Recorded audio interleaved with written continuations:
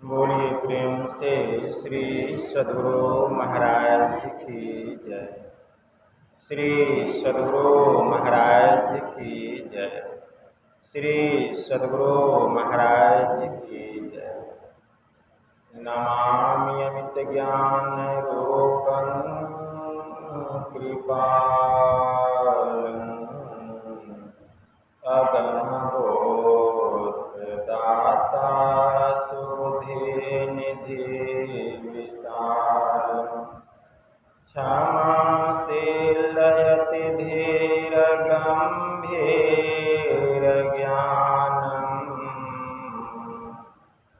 धर्मकीलबृहत्थिरसमधीरध्यानम्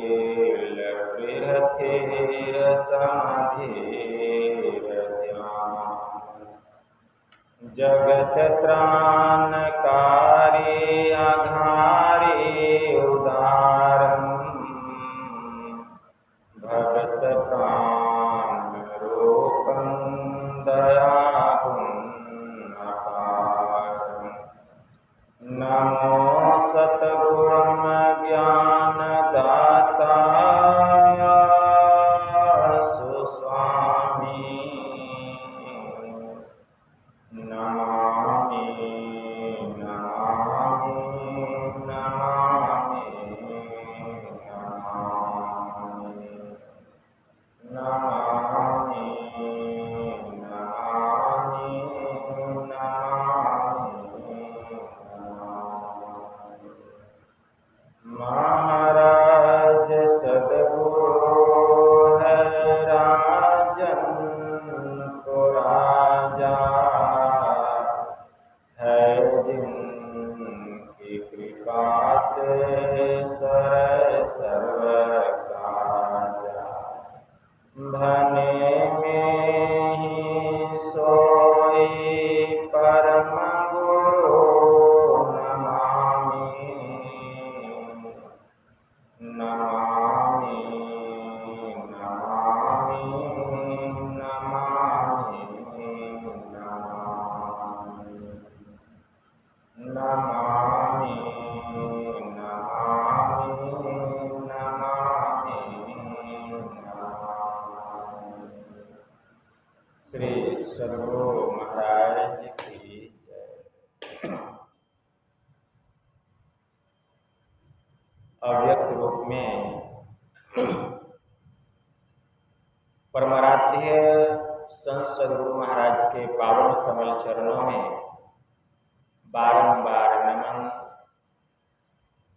पूज्य बाबा को भी मेरा नमन। आदरणीय सत्संग प्रेमी गुरुजनों, भक्तिमती माताओं एवं धर्मशिला बहनों, यह संत मत का रात्रिकालीन का सत्संग है, जिसमें हम लोग अपनी अपनी उपस्थिति दर्ज कर रहे हैं। अभी संत स्तुति और गुरु वंदना से पाठ का शुभारंभ हुआ। हम लोगों ने अति ही मनोयोग पूर्वक भक्ति युक्त ढंग से पाठ का श्रवण किया। तत्पश्चात हम लोग खान पान के संबंध में सुन रहे हैं कि अन्न का प्रभाव मन पर पड़ता है। जिस प्रकार का हम अन्न ग्रहण करेंगे उसी प्रकार का हमारा मन होगा। जल परिमाणे माछरी कुल परमाने शुद्धि, जाको जैसा गुरु मिला ताको तैसी बुद्धि। हमारे गुरु महाराज पूर्ण संत हैं और उनकी वाणी में आया क्या आया? खान पान को प्रथम सुधार, तब रस रस सब अवगुण मान। खान पान में क्या है? तो गुरु महाराज कहने की कृपा की, दारू गांजा भांग अफीमा, तारी चंडू मदक को कीना, सही तंबाकू नशा है जितने, तजन योग्य तज डारो तितने। मांस मछरिया भोजन त्यागो, सतगुण खान पान में पागो। खान पान को प्रथम सम्हारो, तब रस रस सब अवगुण मारो।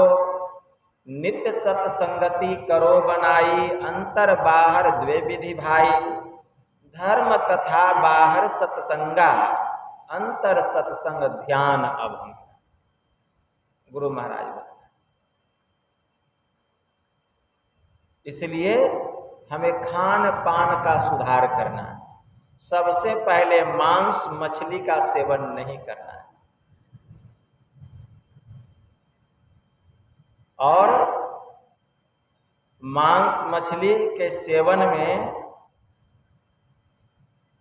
मनुस्मृति में बड़ा सुंदर मंत्र आया, और संत कबीर साहब ने तो और खोल करके कहा, अरे मांस मछरिया खात हो, असुरा पान से हेत, असोनर जर से जाओगे जो मूली की खेत।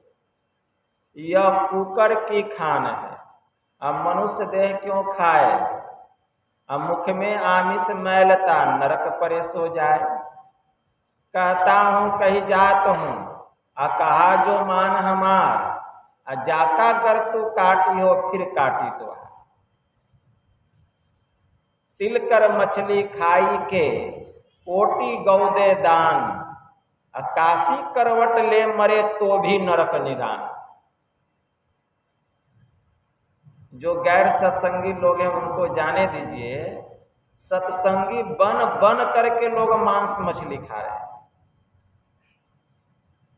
मैंने अपनी नजरों से देखा। बताइए कितने आश्चर्य की बात है। वह धर्म से भ्रष्ट हो गया। मनुस्मृति में मंत्र आया है, नाकृत्वा प्राणिनाम हिंसाम मांस मुत्पद्यते क्वचित, न च प्राणी वध्य स्वर्ग अस्य मान मांसम विवर्जित। जब तक हम किसी जीव की हत्या नहीं करेंगे, मांस की प्राप्ति नहीं होगी। और मांस का भक्षण करके अपने सुधा को शांत करके, अपने उदर को भर के कोई कितना भी धर्मात्मा पुण्यात्मा बन जाए, कितना भी देवी देवता का पूजा कर ले, उसको स्वर्ग में क्या नरक में भी मुलायम स्थान मिलने वाला नहीं है। ये मनुस्मृति उपनिषद का मंत्र है, इसको खूब याद रखें। इसलिए मांस मछली का सेवन नहीं करना चाहिए, और भोजन भी सोच समझ करके करना चाहिए, क्योंकि अन्न का प्रभाव मन पर पड़ता है। एक राजगुरु थे, वे गए राजा के पास। जब राजा के पास गए तो राजा ने उनका बड़ा स्वागत सत्कार किया, उत्तम उत्तम भोजन कराए। जब भोजन करके वे निकलने लगे तो राजा से कहते हैं, महाराज अब मैं जा रहा हूं। तो उनके राजगुरु थे महाराज के, कहते हैं ठीक है प्रणाम गुरु जी, जाइए, अगर कुछ और चाहिए तो। बोले कि नहीं कुछ नहीं चाहिए। कहा ठीक है। जब राजगुरु जाने लगे तो जैसे बाहर निकल रहे थे, रानी का कमरा था रास्ते में, और रानी के कमरे के भीतर खुट्टी में एक हीरे की हार टंगी हुई थी। उस राजगुरु की नजर पड़ गई उस हीरे के हार पर। वे देखते हैं उस कमरे में कोई नहीं है, और वे राजगुरु जाते हैं, खुट्टी पर से हीरे का हार उठा करके अपने थैले में डाल लेते हैं और चल देते हैं। जब राज्य के सीमा से बाहर निकल गए तब उनके मन में हुआ, अरे मैंने यह क्या किया। मैंने रानी के कीमती हार हीरे का चोरी कर लिया, बिना पूछे उठा लिया, यह तो अच्छी बात नहीं है। लेकिन मेरे मन में यह कुभाव कैसे आ गया। हमारे मन में इतना परिवर्तन कैसे हो गया? हमारा इतना सुमन था, कुमन में कैसे बदल गया? बड़ा दुख हुआ राजगुरु को। आधे रास्ते से वापस लौटे और महाराज के पास आकर के सब बात सही सही बता दी कि महाराज, मैंने रानी के कमरे से कीमती हार हीरे का उठा करके बिना रानी से पूछे उसको अपने थैले में डाल दिया। बताइए इसका क्या दंड होगा? पहले दंड बताइए, क्या दंड होगा? तो राजा साहब कहते हैं, गुरुदेव आप तो मेरे कुल गुरु हैं, राजगुरु हैं। एक हीरे का हार कौन कहे? जितना आप हीरे का हार लेना चाहते हैं ले जाइए। लेकिन राजगुरु कहते नहीं महाराज, आप यह बतलाइए कि मेरे जगह अगर कोई दूसरा व्यक्ति यह काम करता तो उसको क्या दंड देते? तो राजा साहब ने कहा, आप मेरे राजगुरु हैं, अगर कोई दूसरा यह काम करता मैं उसका दोनों हाथ कटवा देता, यही दंड देता उसको। तो राजगुरु कहते हैं महाराज, तब तो मेरे लिए भी यही दंड उचित होगा, क्योंकि राजा का धर्म है कि उसको राजधर्म का पालन करना चाहिए और आप अपने राजधर्म का पालन कीजिए। आप मेरे दोनों हाथ कटवा दीजिए, तब इसका वास्तविक प्रायश्चित मुझे होगा। कहा नहीं गुरुदेव, आप मेरे राजगुरु हैं, मैं यह काम नहीं कर सकता। आप में और आम लोगों में बहुत अंतर है। कहा नहीं, आपको दंड देना होगा, मैंने चोरी की है। जब बहुत जिद करने लग गए राजगुरु, तब महाराज कहते ठीक है, अगर आपकी यही इच्छा है तो मैं आपको दंड देता हूँ। अपने सिपाही को बुलाते हैं राजा साहब, 2 सिपाही को, और कहते देखो सिपाही, हमारे राजगुरु को जाओ, जितना कैद खाना है सब कैद खाने में घुमा फिरा करके मेरे पास लेते आओ। सिपाही गया, राजगुरु को पूरा जेल के अंदर घुसा करके जितना कैद खाना था और घुमा फिरा करके सिपाही महाराज के पास लाके खड़ा कर कहा कि गुरुदेव यही आपकी सजा है, यही आपकी सजा है। तो कहें कि ठीक है, कोई बात नहीं, लेकिन मैं यह जानना चाहता हूं कि मेरे मन में यह कुप्रभाव कैसे पड़ा कि मैं रानी के कमरे से हीरे का कीमती हार चुरा करके अपने थैली में डाल लिया। इसलिए आज जब मैं आया था तुम्हारे यहाँ, तो तुमने जो मुझे भोजन कराया था, बताओ वह भोजन कहाँ से आया?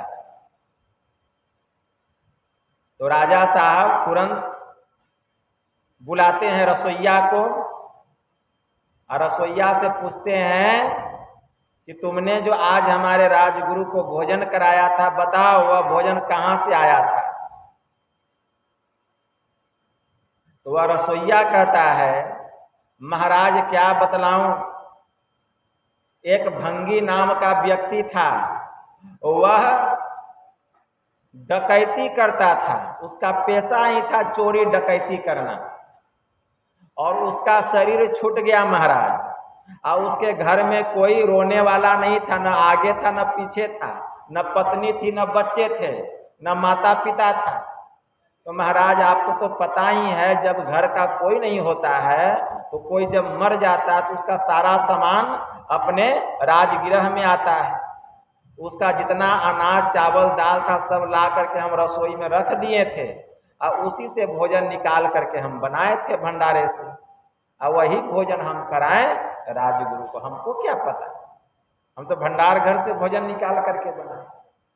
वहीं पर राजगुरु कहते, ओह तूने मुझे एक डकैत के यहाँ का अन्न का भोजन कराया, इसीलिए मेरे मन पर उसका छाप पड़ गया, क्योंकि जितना भी अन्न संग्रह किया था वह चोरी डकैती करके ही किया था, जिसके कारण तुम्हारे रसोइये ने मुझे भोजन कराया और वह भोजन का छाप ऐसा मेरे ऊपर पड़ा कि मैंने भी रानी के कमरे से हीरे का हार चुरा लिया, क्योंकि उसका प्रभाव मेरे मन पर पड़ गया। इसीलिए जैसे व्यक्ति का अन्न ग्रहण करेंगे उसके अंदर का जो गुण होगा उसका प्रभाव पड़ेगा। इसलिए जहां तहां का भोजन नहीं करना चाहिए। यही है अन्न का प्रभाव मन पर पड़ता है। धर्मराज, युधिष्ठिर, द्रौपदी, अर्जुन, नकुल, सहदेव, भीम, माता कुंती, सब लोग आपस में बातचीत कर रहे थे।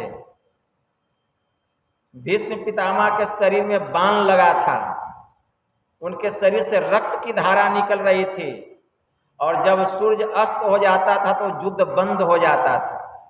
और युद्ध बंद होने के बाद कौरव दल के सब लोग जाते थे दादाजी से मिलने के लिए, और वहीं पर भीष्म पितामह ज्ञान ध्यान की बात, वैराग्य की बात, योग की बात बतलाते थे, सुनाते थे। तो द्रौपदी कहती है, अब पांचों भाई पांडव, कि हमारे जो दादाजी भीष्म पितामह है बहुत सुंदर सुंदर ज्ञान ध्यान की बात बतलाते हैं, इसीलिए चलिए आज हम लोग भी चल करके सुनेंगे। तो शाम का समय था, युद्ध बंद हो गया।